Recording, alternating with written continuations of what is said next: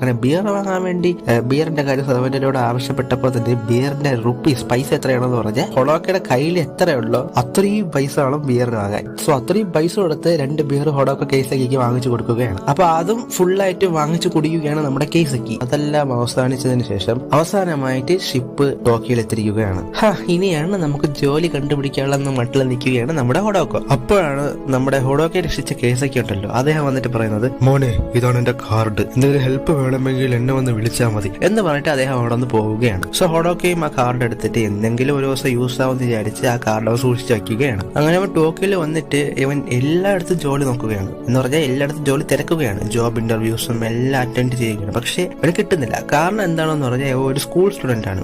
School സ്റ്റുഡന്റിന് ജോലി കൊടുക്കാൻ പറ്റില്ല. മിനിമം കോളേജ് സ്റ്റുഡന്റ് ആയിരുന്നെങ്കിൽ പോലും ഒരു ജോലി കൊടുത്തന്നെയായിരുന്നു. പക്ഷെ സ്കൂൾ സ്റ്റുഡന്റ് ആയതുകൊണ്ട് തന്നെ ഒരു ജോലി കിട്ടുന്നേ ഇല്ല. ഇവ എവിടെയൊക്കെ തിരക്കി അവിടെ എങ്ങും ജോലി കിട്ടുന്നില്ല. അങ്ങനെ ഇവ ഇനി ഐഡിയ കാണിച്ച് കോളേജിലാണ് ഞാൻ പഠിക്കുന്നതെന്ന് കള്ളത്തരം പറഞ്ഞപ്പോഴും കോളേജിന്റെ ഐഡിയ ഒക്കെ ചോദിക്കുകയാണ്. സോ അത് അവിടെ നടക്കുന്നില്ല. സോ അങ്ങനെ കയ്യിലുള്ള കാശെല്ലാം തീർന്നുകൊണ്ടിരിക്കുകയാണ്.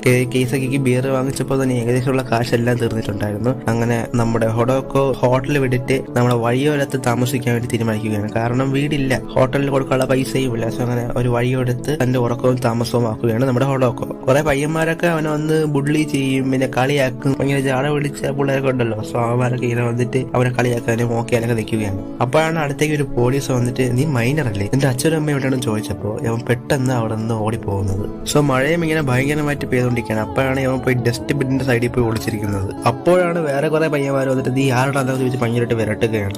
സോറി പറഞ്ഞാൽ അറിയാതെ ചെയ്താണെന്ന് പറഞ്ഞാൽ ഇങ്ങനെ ഓടാൻ പോയപ്പോ ഇദ്ദേഹം മനഃപൂർവ്വം കാല് കൊണ്ട് തട്ടിയിടുകയാണ് അവനെ. ഇവ ഇങ്ങനെ പോയി വീണത് ഡസ്റ്റ്ബിന്റെ മേലിലേക്കാണ്. സോ ഡസ്റ്റ്ബിനുള്ള വേസ്റ്റ് അത്രയും കൂടെ തറയിൽ ചെതറി വീഴുകയാണ്. അങ്ങനെ അവ അതെല്ലാം തിരിച്ചെടുത്ത് അകത്തേക്ക് ഇടുകയാണ്. അപ്പോഴാണ് അവനൊരു ബാഗ് കിട്ടുന്നത്. സോ ആ ബാഗ് അവൻ എടുത്ത് വയ്ക്കുകയാണ്. അങ്ങനെ അതെല്ലാം എടുത്തുകൊണ്ട് അവൻ ഒരു ഹോട്ടലിലേക്ക് പോയിട്ട് അവൻ ചുറ്റും നോക്കുന്നുണ്ട്. ഫുഡ് എടുക്കാനും ഫുഡ് വാങ്ങാനുണ്ടെങ്കിൽ പൈസ ഇല്ല. സോ അവൻ അവന്റെ പേഴ്സ് എടുത്ത് നോക്കിയപ്പോൾ അവന് കോഫി വാങ്ങാനുള്ള പൈസ മാത്രമേ അവന്റെ കയ്യിലുള്ളൂ. സോ അവൻ ഒരു കോഫി വാങ്ങിച്ച് അവൻ കുടിക്കുകയാണ്. ഏകദേശം 3-4 ദിവസമായിട്ട് ഒന്നും കഴിക്കുന്നുമില്ല. അവൻ 3-4 ദിവസമായിട്ട് ഈ ഹോട്ടലിൽ വന്നിട്ട് കോഫി കുടിക്കും പോവും. ഇതാണ് സ്ഥിര പരിപാടി. അപ്പോഴാണ് അവൻ ആ വേസ്റ്റ് ബാസ്ക്കറ്റിൽ നിന്ന് കിട്ടിയില്ലേ, സോ ആ ബാഗ് അവൻ തുറന്നു നോക്കുന്നത്. അപ്പോഴാണ് അവൻ ആശ്ചര്യപ്പെടുന്നത്. അവന്റെ കൈ കിട്ടിയത് എന്താണെന്ന് പറഞ്ഞാൽ ഒരു തോക്കായിരുന്നു. പക്ഷെ ആ തോക്കൻ വിചാരിച്ചത് ഇതൊരു ടോയ്, ഒരു ബൊമ്മ, ഒരു കളിപ്പാട്ട തോക്കായിരിക്കും വിചാരിച്ച് അവൻ സൂക്ഷിച്ചു വയ്ക്കുകയാണ്. അവസാനം അവൻ ഈ സ്ട്രഗിളായിട്ട് ലൈഫ് പൊയ്ക്കൊണ്ടിരിക്കുകയില്ല, അത്രയ്ക്കും ബുദ്ധിമുട്ടി ലൈഫ് പൊയ്ക്കൊണ്ടത്. അപ്പോൾ അവന്റെ ക്ഷീണം കാരണം ആ ഹോട്ടലിൽ തന്നെ കുറച്ചു നേരം കിടന്നു പോയി. നമുക്കായാലും ആ ഒരു അവസ്ഥ വരുമ്പോൾ അങ്ങനെ ആയിരിക്കും, വന്ന് കാണും, ഓരോ മനുഷ്യനും വന്ന് കാണും അവസ്ഥയൊക്കെ. സോ അങ്ങനെ അവൻ ടയർഡായിട്ട് കിടന്നപ്പോഴാണ് അടുത്തൊരാൾ വന്നിട്ട് ഒരു ഫുഡ് എടുത്ത് വെച്ചിട്ട് പോകുന്നത്. കൈ മാത്രമേ കാണിക്കുന്നുള്ളൂ, ആളാണെന്ന് കാണിക്കുന്നില്ല.